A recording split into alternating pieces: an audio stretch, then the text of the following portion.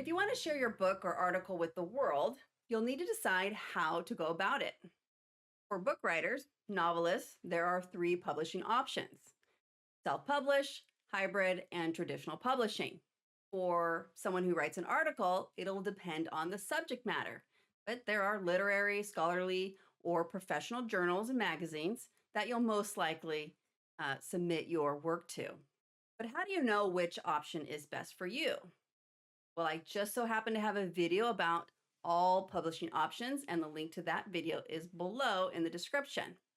However, today we're going to talk about a crucial step in your journey to becoming a traditionally published author. Unlike self publishing, you just can't knock on the publisher's door, physically or virtually, and hand your manuscript over and say, "Here it is, ta da!" I mean, you could try it, but chances are it'll go right into the trash. Traditional publishing plays by a different set of rules, and you need a coach to play that game. And that coach is called a book agent. Hey there, writers. Welcome back to Writing to Publish. I'm Carmen Katie, and here to share tips and advice for writers looking to get their work out into the world. And today's video is how to get a book agent. You want to stay for the entire video because toward the end, I'll get into the IRL details of how I got my agent. So like, share, and subscribe. Grab a notebook and let's dive in. All right, so you decided that you want to traditionally published and you are wanting to get an agent. Here are 7 steps on how to catch an agent. Step 1, understand the role of the literary agent and why you need them. A literary agent represents your work to publishers, negotiates contracts, and helps you navigate the publishing process. They are your advocate in the publishing world. They're going to fight for you and help you stay focused. Understand when they take you on, they're taking the risk. There's no guarantee a publisher will offer you a contract, nor is there any guarantee that your book will sell. Nevertheless, a literary agent will put their time and effort into getting that contract. And not only are they investing in your work, they're also investing in you. Okay, and here's my soapbox moment. Your relationship with your agent is a professional and contractual arrangement. So you need to be professional.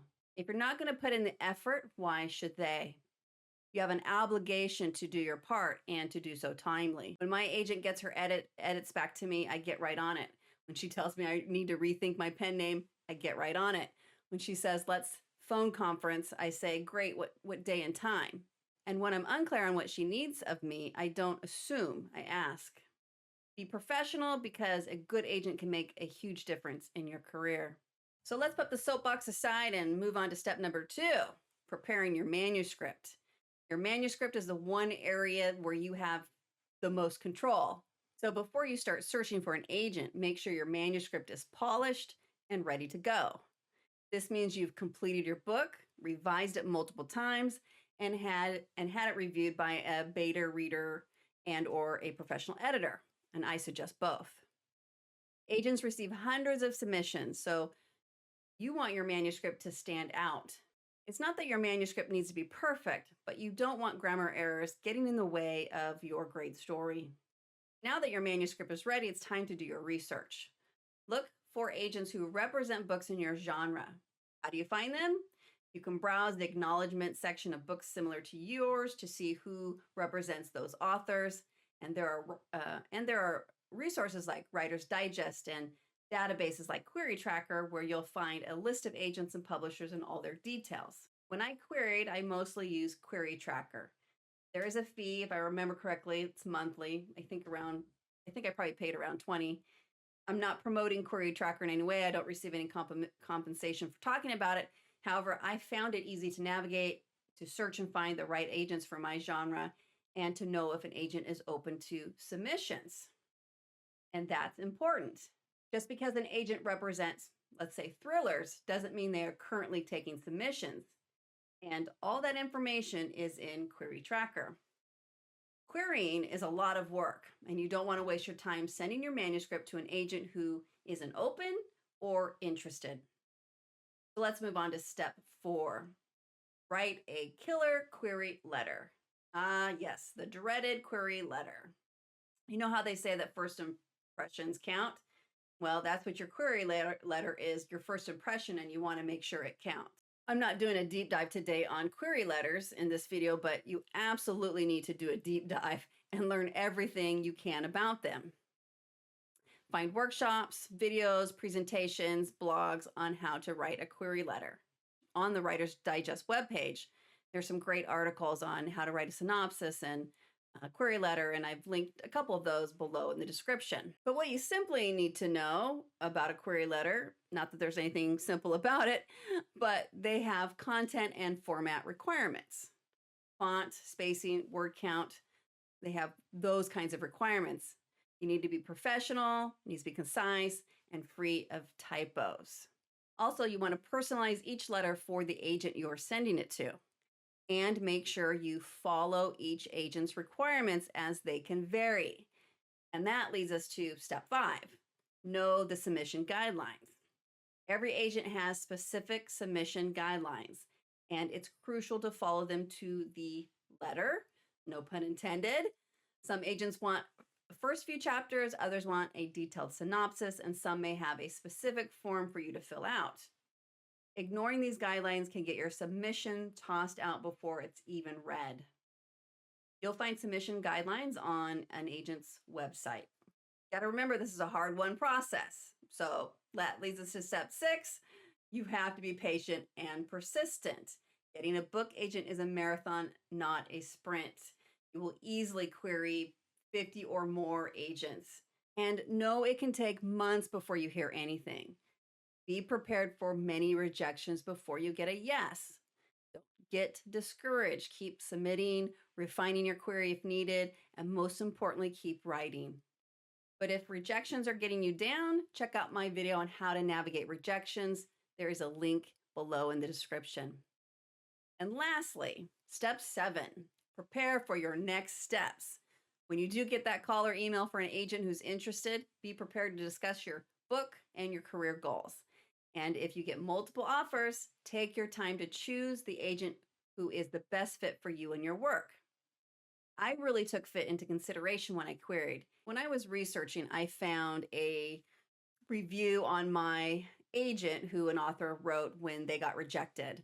And of course, the author was disappointed, but he went on to discuss how thankful he was that she gave him feedback and tips on how to improve certain aspects of his novel. And for me, that spoke to her character as a person and that she respects the industry and authors. So I wanted to make sure to get my manuscript to her. Now that you're ready to get an agent, or at least you know what ready looks like, let's talk about my process because it was a little bit different. I got my agent by attending a writer's conference. I paid extra money to pitch my book to agents who were attending that conference. I researched each one and chose which ones I wanted to pitch to before I went. I also put in a lot of work months before, which made a huge difference. I didn't want to wing it or allow nervousness to get the best of me. I recorded my pitch, I listened to it, edited, and I practiced my pitch with colleagues and friends. I was prepared and ready. I also went to a workshop on pitching and fine-tuned it further. In fact, I eventually got my pitch down to 1 line. Now, you generally have 3 to 5 minutes to pitch your novel, but what if you run into an agent in the hallway? A 1-line pitch could make the difference. And yes, I queried about 50 agents and got several requests to send my partial or full manuscript. But in the end, it was my pitch at the writers' conference that landed my agent. I mentioned in step 6 how important patience and persistence is. So here's the timeline of what that looked like for me. I pitched to her in October, and she reached out to me the following May and said, "I'd like to represent you." When I got that email, I was both excited and skeptical. We scheduled a phone conference, and I had a lot of questions before I said yes. That might be surprising to you, but this is a long-term relationship, hopefully, and you want to make sure it's right for all parties. Your prospective agent will pitch to you or sell themselves to you as well. And they should try to convince you that they're the right fit for you. I needed to know my agent believed in my work, and over a year later, we've gotten to know each other more, and I really appreciate what she's done for me. Remember, finding the right book agent can take time, but it is a crucial step toward getting your book traditionally published. That wraps up today's video. I hope you found these tips helpful, and if you did, don't forget to like, subscribe to Writing to Publish, and hit that notification bell so you don't miss any of my writing tips and advice. Thanks for watching, and I will catch you next time.